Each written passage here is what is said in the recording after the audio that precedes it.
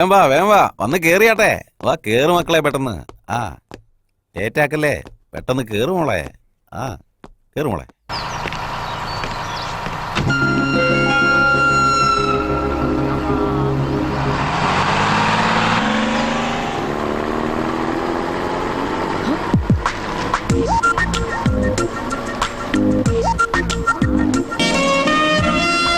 Hi, Amsa. Hi, uncle. How are you? I'm fine, uncle. Dibu, അവൻ നിന്നോടാ പറയുന്നേ. Thanks. എനിക്ക് ട്രീറ്റ്മെന്റ് തന്നതിന് സംഭവം കൊള്ളാം. എന്റെ കൈ ഇപ്പോ സൂപ്പറായി. അതിനു വേണ്ടി ഞാൻ വീണ്ടും ട്രീറ്റ്മെന്റ് ചെയ്യില്ലെന്ന് അങ്ങോട്ട് പറ ടൈഗർ. ഹലോ, ഞാനും ഇടയ്ക്കിടയ്ക്കൊന്നും വീഴത്തില്ലെന്ന് പറഞ്ഞു കൊടുക്ക tiger. Excuse me. Yeah. You go ahead. Give the file. Sir. Hello.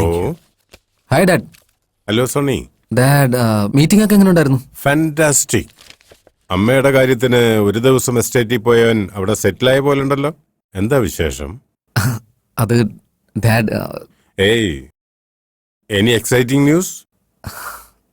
Yes dad, I am in love. Wow. Dad, ഏയ്, ഒന്നുമില്ല. എന്താ ഇപ്പൊ പറഞ്ഞേ? ഒന്നുകൂടി പറഞ്ഞേ. Dad, I am in love. എനിക്കിത് വിശ്വസിക്കാനേ പറ്റുന്നില്ല. എന്തായാലും നിന്റെ കാര്യത്തിൽ ഇത് ഒരുപാട് താമസിച്ചു പോയി. എന്തായാലും ഇപ്പോഴെങ്കിലും നിനക്ക് സ്നേഹിക്കണമെന്ന് തോന്നിയല്ലോ. Go ahead, man. Thank you dad, thank you. I am in love.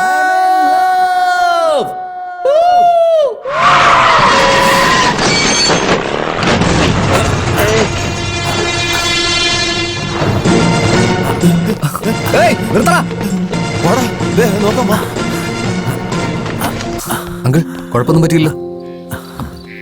പതുക്കെ. പെട്ടെന്ന് ഇങ്ങോട്ടേക്ക് തിരിച്ചപ്പോ അവോയ്ഡ് ചെയ്യാൻ പറ്റിയില്ല. ആക്സിലേറ്റർ ഓട്ടുമ്പോ കണ്ണ എങ്ങോട്ടാ ഇവന്മാരുടെ പോകുന്നേ?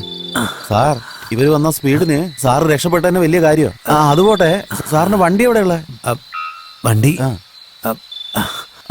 ഞാൻ നോക്കിക്കോളാം.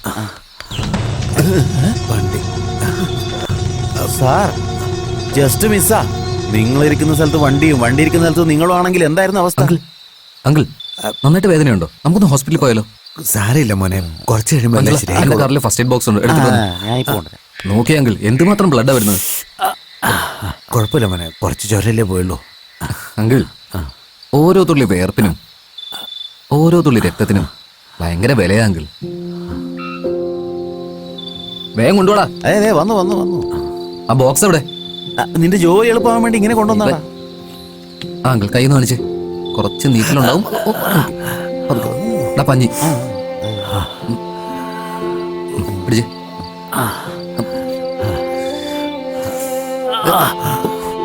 ബാൻഡേജ് എടുക്കടാ. അങ്കിൾ, വേർപ്പില് നമ്മുടെ കഷ്ടപ്പാടുണ്ടാവും. ആ രക്തത്തില് നമ്മളുടെ സ്നേഹം ഉണ്ടാവും. അങ്ങനെ ഒരുപാട് ആളുകൾ സ്നേഹിക്കുന്ന നമ്മുടെ രക്തത്തെ അങ്ങനെ വേസ്റ്റ് ആക്കാൻ പാടില്ലെങ്കിൽ. അങ്കിൾ, വെറും ബാൻഡേജ് മാത്രം ഇടുന്നോണ്ട് ഒന്നും വിഷമം വിചാരിക്കല്ലേ. വീട്ടിൽ ചെന്ന് നീറ്റ് ആയിട്ട് ഒന്ന് ഡ്രസ് ചെയ്താൽ മതി. ഓക്കെ? Thank you. അങ്കിൾ, വാ, ഞാൻ തന്നെ ഡ്രോപ്പ് ചെയ്യാം. നിങ്ങൾക്ക് ബുദ്ധിമുട്ടാവും. Thank you. ഓക്കെ, എന്നാ പതുക്കെ കഴിഞ്ഞിട്ട്. അങ്കിൾ, എനിക്ക് കുഴപ്പമൊന്നുമില്ല, ഞാൻ വേണേ ഡ്രോപ്പ് ചെയ്ത് തരാം. എന്തിനാ നിങ്ങൾ വീണ്ടും കഷ്ടപ്പെടുന്നേ? ഞാൻ പൊക്കോളാം. Thank you. അങ്കിൾ ശരിക്കും ഓക്കെ ആണല്ലോ? ഡോണ്ട് വറി അങ്കിൾ, നിങ്ങളുടെ വണ്ടി എന്തെങ്കിലും മിച്ചം ഉണ്ടെങ്കിൽ അത് അങ്ങനെ തന്നെ എടുത്തോണ്ട് പോയിട്ട് എന്റെ ഹോസ്പിറ്റലിൽ കൊണ്ടുപോയിട്ട് ട്രീറ്റ്മെന്റ് ചെയ്യാം. പിന്നെ വന്ന് ഡിസ്ചാർജ് ചെയ്ത് കൊണ്ടുപോയാൽ മതി. ആൾക്കൊരു വർക്ക്ഷോപ്പ് ഉണ്ടത്. Okay, thank U.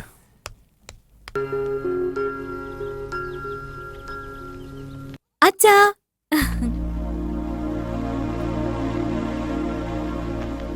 എന്തോ ചേച്ചാ?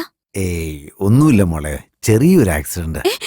ആക്സിഡന്റോ? ഒന്നുമില്ല മോളെ. അതെ മോളെ, റോട്ടില് വരുന്ന വഴി ലോറിക്ക് വട്ടം ചാടിയത്. അത് അവോയ്ഡ് ചെയ്യുന്നതിന്റെ ഇടയില് ഇദ്ദേഹത്തിന് ഇങ്ങനെയായി. അവിടെ ഉണ്ടായിരുന്ന ഏതോ 2 പയ്യന്മാരാ നിന്റെ അച്ഛനെ സഹായിച്ചെ. സ്കൂട്ടറോ? സ്കൂട്ടർ അവിടെ അടുത്തുണ്ടായിരുന്ന ഒരു കുഴിയിലേക്ക് വീണു. അതെ മോളെ, പാവം. എന്നേക്കാ കൂടുതൽ അപകടം പറ്റിയത് അതിനാ. സഹായിക്കാൻ വന്നവരെന്നെ ഫസ്റ്റ് എയ്ഡ് തന്ന് പറഞ്ഞു വിട്ടു. സ്കൂട്ടർ വർക്ക്ഷോപ്പിലേക്ക് എടുത്തോണ്ട് പോയിട്ടുണ്ട്. അയ്യോ, അച്ഛന് ഫസ്റ്റ് എയ്ഡ് തന്നവൻ എന്തോ പിശുക്കനാന്ന് തോന്നുന്നേ. ഇങ്ങനെയാണോ ബാൻഡ് ഒട്ടിക്കുന്നത്? അവര് നമ്മളെ സഹായിച്ചവരല്ലേ. ഇരിക്കും.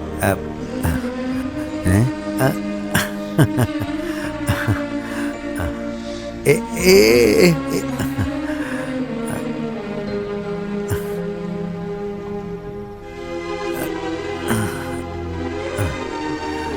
ആ ഇപ്പോ ഓക്കെ. ഉം.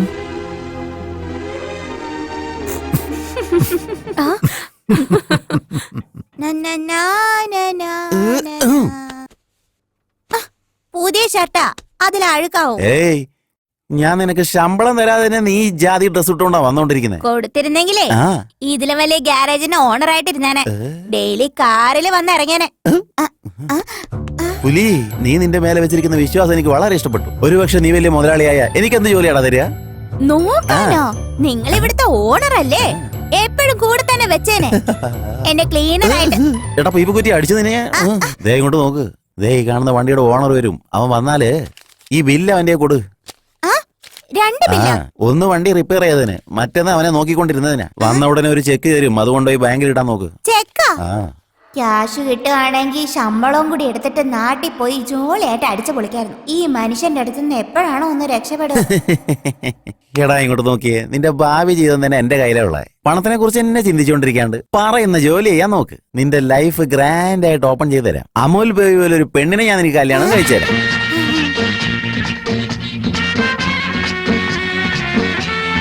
ഹേയ്. ബോസ്, ആ? നിങ്ങൾ എന്നെ കല്യാണം കഴിപ്പിച്ചു ആ. വിടുവോ? എടാ പൊട്ട, തന്റെ പ്രായം കൂടി, അതുകൊണ്ട് താൻ പോയി ആദ്യം കല്യാണം കഴിക്ക്. ഏജിനും കല്യാണത്തിനും ഒരു സംബന്ധവും ഇല്ല മോനെ. എടാ കുട്ടി കുരങ്ങ, ഒരു അമൂൽ ബേബിയെ കല്യാണം കഴിപ്പിച്ചു തരാന്ന് പറഞ്ഞപ്പോ ദേ അടുത്തത് എൻട്രി ആവുന്നുണ്ടല്ലോ. ആ ബോസ്, ലൂസ് പയ്യൻ വരുന്നുണ്ട്. ഈ ബില്ല് അവന്റെ മുഖത്ത് വലിച്ചെറി. ആ ബോസ് വരുന്ന കണ്ടില്ലേടാ, പോയിട്ട് ബില്ല് കൊടുക്ക്. ആ ബോസ്, ബോസ് എന്താണ് പുലി? Sir bill. ആ മെക്കാനിക്ക് മഞ്ജുള, വണ്ടി എന്തായി റെഡി ആയോ? ക്വാർട്ടറിനും ഹാഫിനൊന്നും ബില്ലിടാൻ പറ്റില്ലല്ലോ. ഫുൾ ആയതിനു ശേഷം ഞാൻ ബില്ലിട്ടത്. 4-5 ദിവസം സേഫ് ആയിട്ടിരിക്കാൻ വേണ്ടി ഞാൻ ഇതിനുള്ളിൽ കിടന്നാ ഉറങ്ങിയത്. അത് മനസ്സിലായി.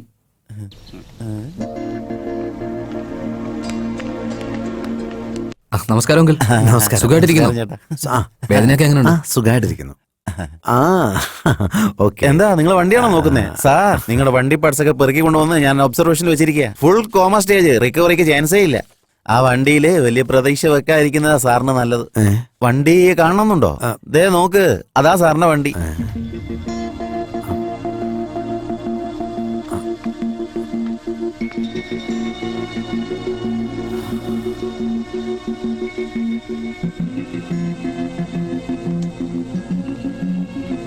മഞ്ജുൾ, വണ്ടി എങ്ങനെയെങ്കിലും ശരിയാക്കാൻ പറ്റുമോ? കഷ്ടവാ സാറേ, ഇത് അങ്ങനെ തന്നെ ആക്രി കിടക്ക് കൊടുക്കുന്ന നല്ലത്. എന്താ മോനെ ഇത് ആക്രിക്കട കൊടുക്കാൻ പറഞ്ഞേ? ഇതും എന്റെ കുടുംബത്തിലൊരു അംഗം തന്നെയാ. എത്രയോ വർഷമായിട്ട് എന്റെ കുടുംബത്തെ താങ്ങിക്കൊണ്ട് നടക്കുവാ. എന്താ മോനെ നീ ഇങ്ങനെയൊക്കെ പറയുന്നേ? I am sorry sir. Uncle, ഈ കാലത്ത് ഇങ്ങനത്തെ സെന്റിമെന്റ്സ് ഒക്കെ ആവശ്യമുണ്ടോ? ഇതിനും ഒരു ജീവനില്ലേ?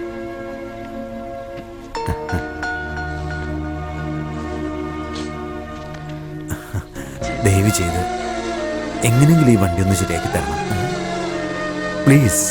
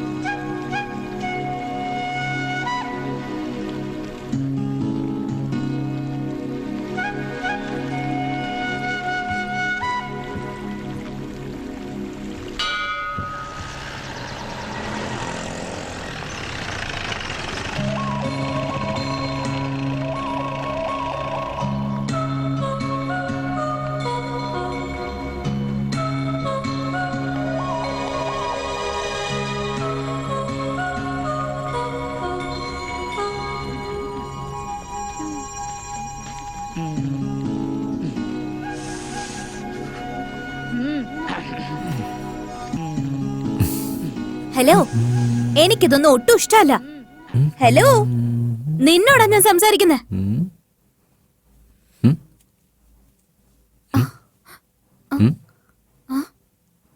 എന്നോടാണോ? എന്തിനാ എന്റെ പുറകെ ഇങ്ങനെ നടക്കുന്നേ? അത് കൊള്ളാലോ. മുമ്പേ നടന്നു പോകുന്ന ഒരുത്തനെ വിളിച്ചിട്ട് പുറകെ നടക്കരുതെന്ന് പറയാണല്ലേ. തനിക്ക് തലയ്ക്ക് വേറെ കുഴപ്പമൊന്നുമില്ലല്ലോ അല്ലേ? പിന്നെന്താണെന്നറിയോ, ഈ റോഡ് ആയിക്കോട്ടെ, എന്റെ ലൈഫ് ആയിക്കോട്ടെ, ഒരാൾ മുമ്പേ നടന്നാ മറ്റൊരാൾ പുറകെ നടന്നല്ലേ പറ്റൂ. വലിയ സ്മാർട്ട് ആണെന്നൊന്നും വിചാരിക്കണ്ട. ഇത് കോളേജാ. അന്ന് ചെവി ഫ്രീ ആയിരുന്നോണ്ട് ഒരു പൂ വെച്ച് ഓടി വന്നാണല്ലോ പാവാണെന്ന് ഓർത്താ വെള്ളം തന്നെ. വീണപ്പോ പാവം തോന്നിയിട്ട് കയ്യില് മണ്ണ് വെച്ചേ എന്നും പറഞ്ഞ് ഇവിടം വരെ വരുവോ? അതും കോളേജിനകത്ത്. ഈ ആമ്പിള്ളേരെല്ലാരും ഇങ്ങനെ. ഇത്തിരി ഭംഗിയുള്ള ഒരു പെൺകുട്ടിയെ കണ്ടാ മതി, പിന്നെ പുറകെ അങ്ങ് വന്നോളും. കുറച്ച് സിമ്പതി കാണിച്ചാ പിന്നെ ഭർത്താവാകണമെന്ന വിചാരം. കറക്റ്റാ, താൻ പറഞ്ഞത് കറക്റ്റാ. അത് പക്ഷേ സൗന്ദര്യമുള്ള പെൺപിള്ളേരെ ആലോചിക്കേണ്ട കാര്യമല്ലേ. തനിക്കെങ്ങനെയാ പ്രശ്നമാവുന്നത്? എന്നുവെച്ചാ താൻ തന്നെ തന്റെ മനസ്സിൽ താനൊരു സൗന്ദര്യമുള്ള പെണ്ണാണെന്നൊക്കെ വിചാരിച്ച് ഓ വെറുതെ അല്ലേ ഇങ്ങനെ ഓരോന്നൊക്കെ പറഞ്ഞുകൊണ്ടിരിക്കുന്നതല്ലേ. അതുകൊണ്ടാണ് ഞാൻ തന്നെ പുറകെ നടക്കുന്നത് വിചാരിച്ചല്ലേ. Oh my God. ആക്ച്വലി ഞാൻ ഈ കോളേജിലേക്ക് നല്ലൊരു പെൺകുട്ടിയെ ലൈൻ അടിക്കാന്ന് വിചാരിച്ചൊക്കെയാ വന്നത്. താൻ കൺഫ്യൂസ്ഡ് ആവുന്നുണ്ട് കേട്ടോ. അല്ല, താൻ തന്റെ മനസ്സില് സ്വയം ഒരു സുന്ദരിയാന്നൊക്കെ വിചാരിച്ച് ജീവിക്കായിരുന്നില്ലേ? എന്റെ മോളെ, വീട്ടിലെ കണ്ണാടി എന്ന് പറഞ്ഞൊരു സാധനം ഉണ്ടല്ലോ, ഇടയ്ക്കിടയ്ക്ക് അതൊക്കെ എടുത്ത് നോക്ക്. താൻ എങ്ങനെ ഇരിക്കുന്നറിയോ എനിക്ക്? അതായത് ഈ ബണ്ണുണ്ടല്ലോ, ബണ്ണ് അത് ഈ ഉണ്ടാക്കുന്നത് കണ്ടിട്ടില്ലേ? ഇങ്ങനെ മാവെടുത്ത് കുഴച്ച് ഇങ്ങനെ ആട്ടി ആട്ടി പിന്നെ അത് മാവിൽ മുക്കിയെടുത്ത് ഇതിങ്ങനെ ഓങ്ങി ഒരു എറിഞ്ഞുണ്ടല്ലോ, അപ്പൊ ഒരു ഷേപ്പ് ക്രിയേറ്റ് ആവില്ലേ? അതുപോലെ ഉണ്ട്. വന്ന് ഞാൻ തന്നെ ഫോളോ ചെയ്തെന്നൊക്കെ വിചാരിച്ചല്ലേ? എന്റെ മോളെ, ഒരു റിക്വസ്റ്റ് ഉണ്ട്. എന്റെ പേര് കാർത്തിക്. ഏജ് പ്രേമിക്കാനുള്ള പ്രായമൊക്കെ ആയി. Height 5.11 inches. വെയിറ്റ് ഒരു 50 കിലോ മുതൽ 58 കിലോ വരെ കുറച്ച് എക്സ്ട്രാ കാണുമായിരിക്കും. പിന്നെ കളറ് പാല് പോലെ വെളുത്തലിരിക്കുന്നത്. പിന്നെ വയറ്റിപ്പഴപ്പിന് കുറച്ച് ബിസിനസ് ചെയ്യുന്നുണ്ട്. താൻ വീണ്ടും കൺഫ്യൂസ്ഡ് ആവണ്ട കേട്ടോ. ഞാൻ എന്തിനൊക്കെ പറയുന്നതെന്ന് വെച്ചാലേ, എങ്ങാനും ഇനി എന്റെ ഒരു റേഞ്ചിന് പറ്റിയ പോലെ ഒരു ബ്യൂട്ടിഫുൾ ക്യൂട്ടായ ഒരു കുട്ടി തന്റെ കണ്ണിലെങ്ങാനും പെട്ടാലേ 9145 V2 അല്ല 32143 ഫോൺ ചെയ്യണേ. കണ്ണാടി മറക്കാൻ നോക്കണേ. എടാ, നിന്നെ എന്റെ കയ്യിലെങ്ങനെ കിട്ടിയുണ്ടല്ലോ. നീ എന്താ എന്നെ പറ്റി വിചാരിച്ചേ?